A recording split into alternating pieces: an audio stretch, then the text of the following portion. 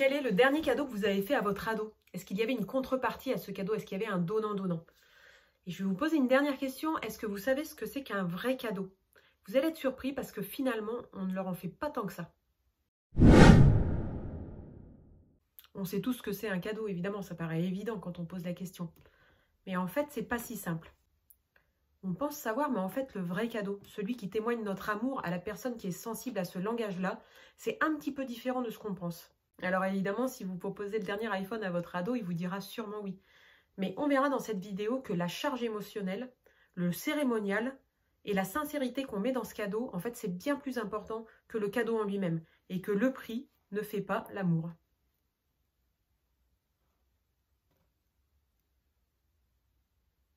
Alors évidemment, si vous proposez à votre ado le dernier iPhone, il vous dira sûrement oui. Faut pas être bête. Mais vous verrez dans cette vidéo que la charge émotionnelle qu'il y a autour de l'amour...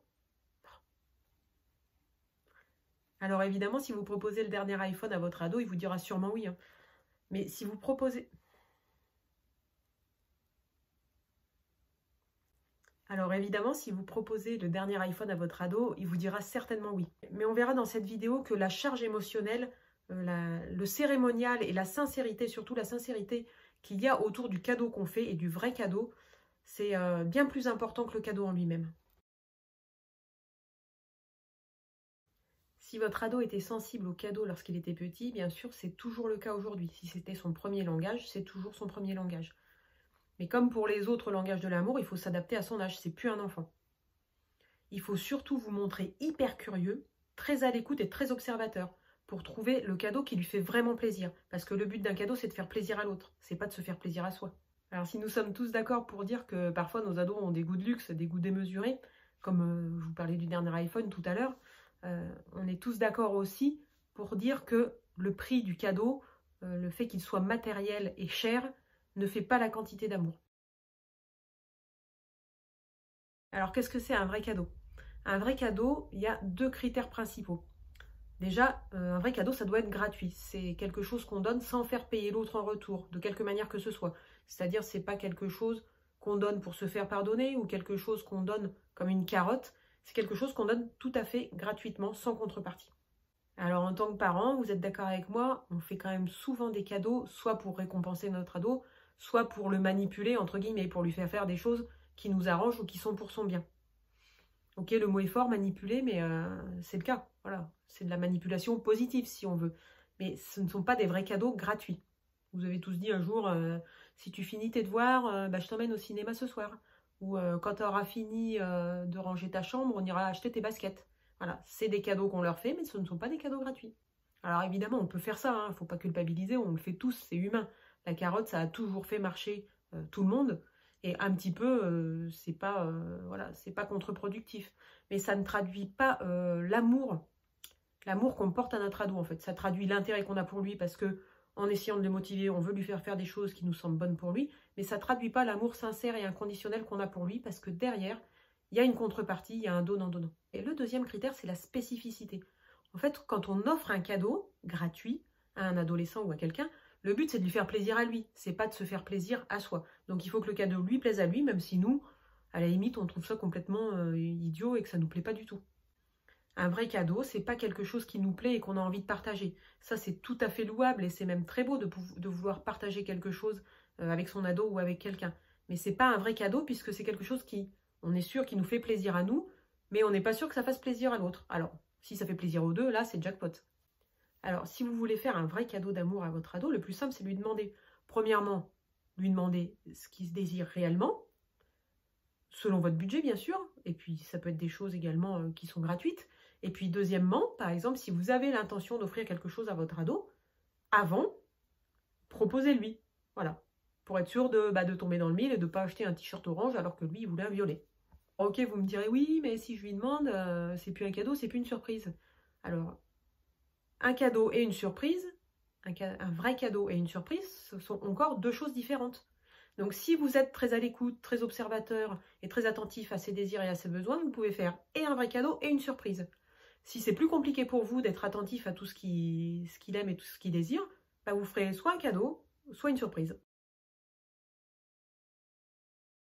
Quelles sont les différentes formes de cadeaux possibles? Alors je tiens à préciser et à enfoncer le clou sur le fait que le prix n'a absolument aucune importance. Aucune. Si la quantité d'amour était proportionnelle au prix des cadeaux, je serais ruinée, vous seriez certainement ruinée également, parce que on ferait des cadeaux hors de prix à nos adolescents. Ça n'a rien à voir, enlevez-vous ça de la tête et rassurez-vous. En fait, le cadeau, c'est plus un symbole. Donc, évidemment, l'objet peut être important, mais il y a tout ce qui va autour qui est important. C'est un symbole de notre amour pour lui, surtout s'il est sensible à ce langage. Alors, dans les différents cadeaux possibles, il y a évidemment les choses qu'on achète. Il y a des choses qui peuvent être chères, hein. C'est pas interdit non plus. Voilà, vous pouvez acheter un iPhone à votre enfant si vous le voulez. Vous pouvez lui acheter un scooter, mais vous pouvez aussi lui offrir un livre. Vous pouvez lui offrir une place de cinéma ou un dîner au resto ou une place de concert. Voilà, il y a des choses qui s'achètent, bien évidemment, qui symbolisent quelque chose, mais il n'y a pas que ça. Alors après, il y a aussi les cadeaux qu'on fabrique. Ça a une valeur, entre guillemets, pour ma part, encore plus sentimentale, puisque en plus d'offrir un cadeau, on offre le temps qu'on y a passé. Donc des choses qu'on fabrique, ça peut être évidemment, par exemple, un cadre photo avec toutes ses copines dessus, ou ça peut être aussi quelque chose qu'on cuisine, comme son gâteau préféré, comme ça, à 4 heures quand il rentre. Ou ça peut être un chocolat chaud qu'on prépare quand votre ado revient du poney par moins 4 degrés. Et puis, il y a également les cadeaux qu'on transmet. Donc ça, c'est peut-être un petit peu plus particulier. Voilà, c'est peut-être un peu moins commun. Mais par exemple, une bague de famille, un nounours, enfin bon, bref, vous voyez le truc, quoi. C'est quelque chose qui était dans notre famille, qui était dans notre histoire et qu'on souhaite transmettre à notre ado. Donc ça, c'est également énormément chargé émotionnellement. Et dernière catégorie qui existe tout à fait, ça peut être des cadeaux, des choses qu'on trouve. Comme par exemple un galet en forme de cœur. Alors comme je vous le disais en introduction, la manière d'offrir le cadeau compte autant que le cadeau. Je vous jure, vous allez voir.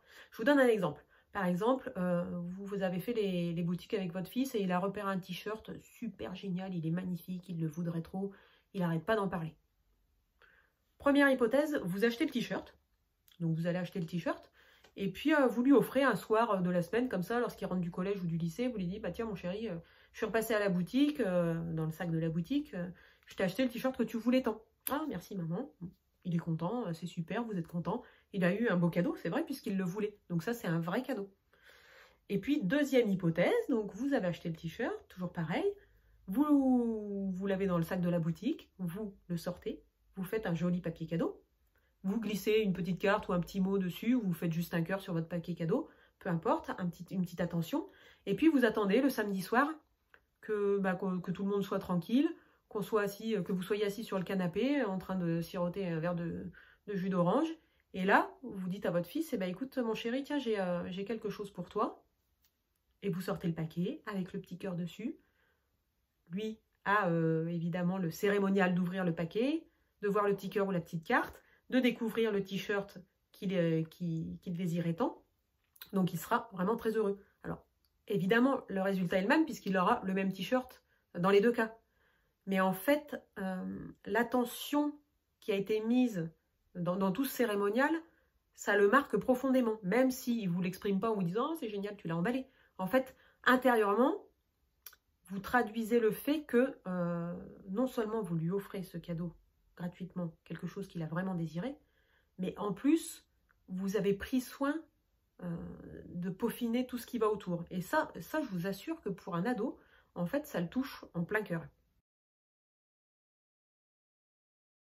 Et comme à chaque fois, dans tous les langages de l'amour, c'est important de bien choisir le lieu et le moment où on offre un vrai cadeau d'amour. Pour les ados, on est d'accord que le mieux, c'est très souvent en privé ou en famille, la famille restreinte. C'est là qu'il se sent le plus à l'aise, il n'est pas exposé, voilà, il est dans son cocon. Imaginez si vous offrez ce super t-shirt d'une grande marque à votre ado, sans raison, comme ça, devant ses potes. Il a invité des potes à la maison et vous lui offrez ce t-shirt comme ça devant ses potes. Alors, évidemment, il peut y avoir deux cas de figure. Soit il est très fier de dire bah ouais, mais moi, ma mère ou mon père m'achète un truc comme ça et mes potes en ont pas, donc il peut frimer devant ses copains. Ou il peut être également très gêné parce que voilà, c'est une marque d'affection et d'amour qui n'a rien à faire au milieu de ses potes. Donc ça peut être à double tranchant, une fois de plus.